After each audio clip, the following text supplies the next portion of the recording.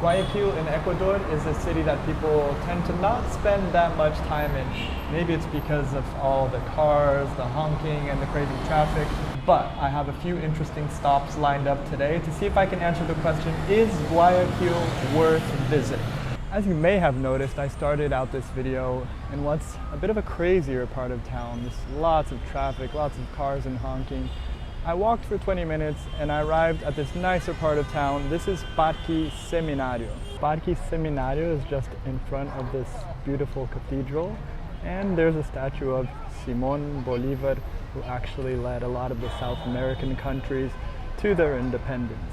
I'm guessing the government here in Guayaquil was thinking one day, how can we make Parque Seminario just a little better? Oh, yeah. Let's just infest it with iguanas and turtles and fish. And that's exactly what they did. You feel it too? No reptile dysfunction here, baby. Sometimes it's even hard to tell what's an iguana and what's a tree. I don't know if there are any iguanas around here. Now, I've heard there were a lot of iguanas at this park, but I'm surprised either way. There's like hundreds of iguanas. Everywhere you look, literally, there's an iguana, and I had no idea, but when they're hanging out in the trees, you better watch out, because that's like a bucket of pee and poo right on your head. I just saw a girl almost get completely splashed by iguana urine, so watch out for that here in Parque Seminario. Watch out for iguana droppings everywhere, just pissing on the tree. A lot of pee. Look at that. It's also really cool to see that the iguanas are actually really friendly, and the park is well kept and they seem pretty happy here. I don't think iguanas need to roam around that much. It's quite a large open space, there's some water, so pretty cool iguana resort here at Parque Seminario. You'll spend probably just half an hour here taking all your iguana photos and videos, just as I have, and now we're moving on to the next attraction of Guayaquil. And just a short walk from Iguana Park, you're gonna find this place called Malecón 2000. Drop me a like if you think that sounds like a robot name. Greetings, I am the Osimo 4000. But although it sounds like a robot, it's actually just a really long boardwalk between Parque Seminario, where we just were, and Santa Ana Hill, where I want to take you by the end of this video.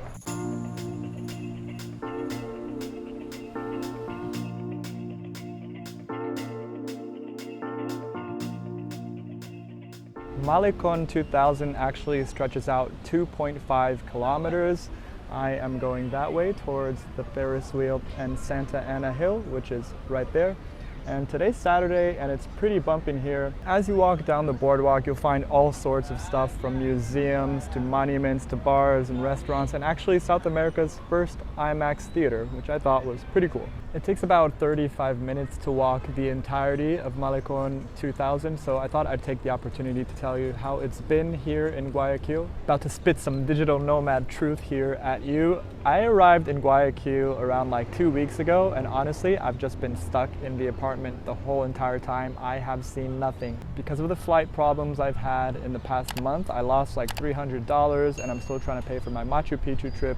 So I've just been in the apartment all day working, watching movies, eating, and watching TV series. Just on a barge floating down the endless stream of great TV. I did, however, get to visit Montañita, Ecuador's party town, over the weekend. Just click up here if you want to see that video next. And today I'm finally having the opportunity to explore Guayaquil a little more and see some of its brighter side, because, well, I wouldn't call it bright because it's been pretty gloomy the whole entire time I've been here. But the 2 Airbnbs I've stayed at so far, they were just in really busy areas. So all I've seen so far is cars and traffic. So today has been a nice little change. Let's go to Santa Ana Hill. So we've arrived here towards the end of the boardwalk. You pass a little market with all these souvenir stalls, and then you arrive at the Ferris wheel and the cable car. But I'm not doing any of these today. I'm much more interested in Santa Ana Hill, which you can see there in the background. Trying to get up to that lighthouse there is our next mission.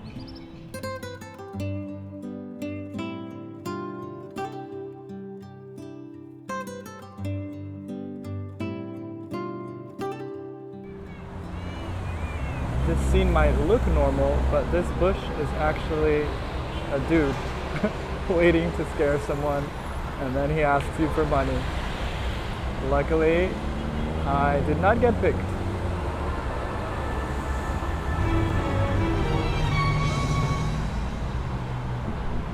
I'm just here in front of the cable car station, and it seems like it's less than $2 for a round trip, which is pretty tempting, but I feel like my main mission today was to get up on Santa Ana Hill.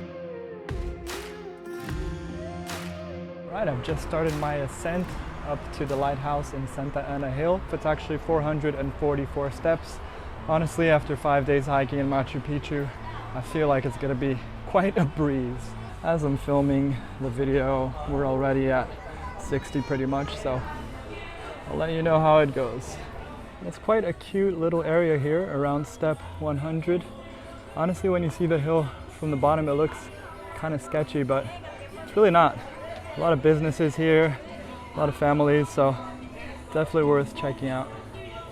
We're at step 241. There seem to be a lot of cat friends here. I've already resorted to water, but not because it's been really difficult, just because I haven't had enough water today. I swear that's the truth.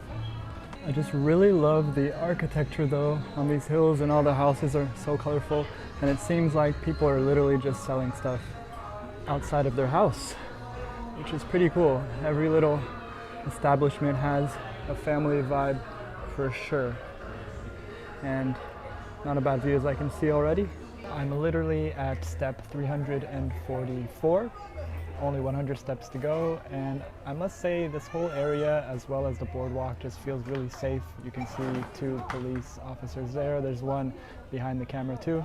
And the prices have not been spiked up even though this is a tourist area. I got the water for 30 cents and I've seen lunches here for $2.50, which is what they charge down there in the city center. So pretty good attraction so far, Santa Ana Hill. Almost at the top here, there's a little museum area with what can only be described as the remains of a fort, but if you put your imagination to work, it can be a pretty cool spot. Already a beautiful view, but let's go see what it's like up there at the lighthouse. The last of the steps, 41, 42, 43, 44.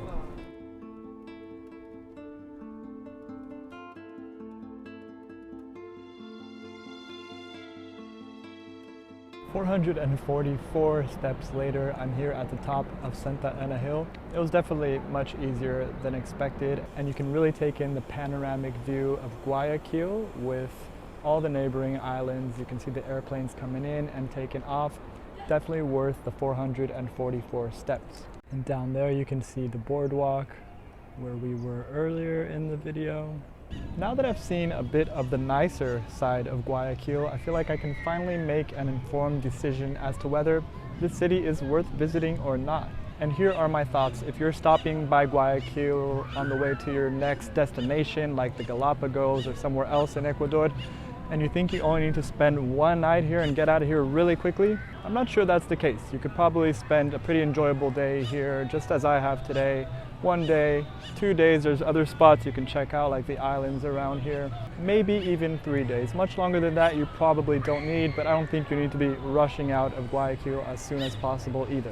But also, as enjoyable as this day was, it definitely doesn't compare to the antics over in Montañita, the party capital of Ecuador. I was actually there for my birthday this past weekend and I had an amazing time. So just click on the video that's on your screen and I'll show you around Montañita, party central here in Ecuador.